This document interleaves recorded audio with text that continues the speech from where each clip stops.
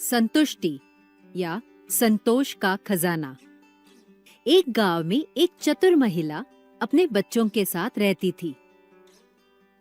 एक समय ऐसा आया कि उसके बच्चे बड़े हो गए, अपना कामकाज प्रबंधित करने लगे, उनके अपने घर बस गए। उस महिला की भी उम्र हो चली थी। उसे लगा कि अब उसने अपनी सारी सांसारिक जिम्मेदारियां अच्छे से निभा दी है, बच्चों को बड़ा और सयाना बना दिया है, तो अब उसे वानप्रस्थ स्वीकार कर लेना चाहिए। फिर एक दिन उसने घर के सभी लोगों से विदा ली और वो जंगल में जाकर एक कुटी में शांत और संतुष्ट जीवन जीने लगी। अब उसकी दिनचर्या सरल और आनंदमय हो गई थी। बुढ़िया रोज सुबह जल्दी उठकर अपनी और कुटी की सफाई करती। उसके बाद वो अपने लिए सादा खाना बनाती थी। उसमें से कुछ खाना वो आसपास के पंछी, प्राणियों के लिए रखती थी।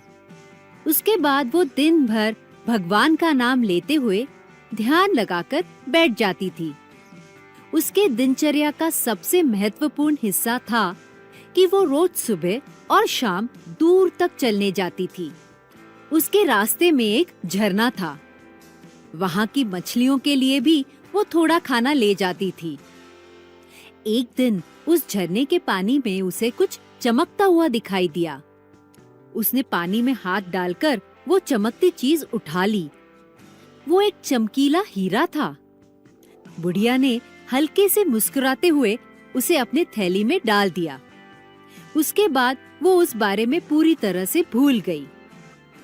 कुछ दिन बाद वो हमेशा की तरह शाम को घूमने निकलने वाली थी। इतने में एक यात्री उसकी कुटी के पास आया। उसने कहा, दादी जी, मैं रास्ता भटक गया हूँ, भूख भी लगी है, क्या आप मेरी सहायता करेंगी?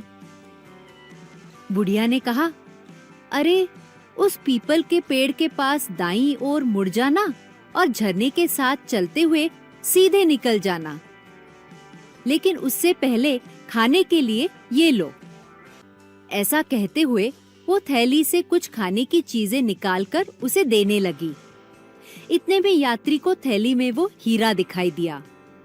उसकी आंखें चमक उठी। उसने कहा, दादी जी, कितना सुंदर है ये हीरा, क्या आप ये मुझे देंगी? बुढ़िया ने कहा, बिल्कुल ले जाओ, ये मेरे किस काम का। यात्री ने खाना खाया और बड़े आनंद से हीरा लेते हुए अपनी राह चलने लगा। कुछ देर चलने पर वो एकदम रुक गया। लौटकर फिर से बुढ़िया के पास आ गया।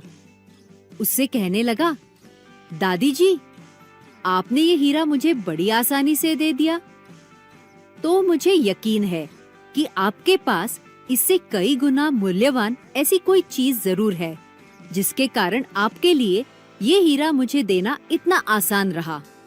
लेकिन आप तो इस साधारण सी कुटी में रहती हैं। कौन सा खजाना है आपके पास? वो इस रत्न से कई गुना निश्चित ही अधिक कीमती होगा। मुझे वो चाहिए, ये हीरा नहीं। दादी खूब हंसी और बोली, अरे बाबा, जरा सोच लो, तुम क्या मांग रहे हो? मेरा खजाना है ये मेरा सीधा साधा जीवन। किसी चीज की चिंता नहीं, सादा जीवन बिताती हूँ, भगवान का नाम लेती हूँ, बस केवल संतुष्टि है, और क्या चाहिए?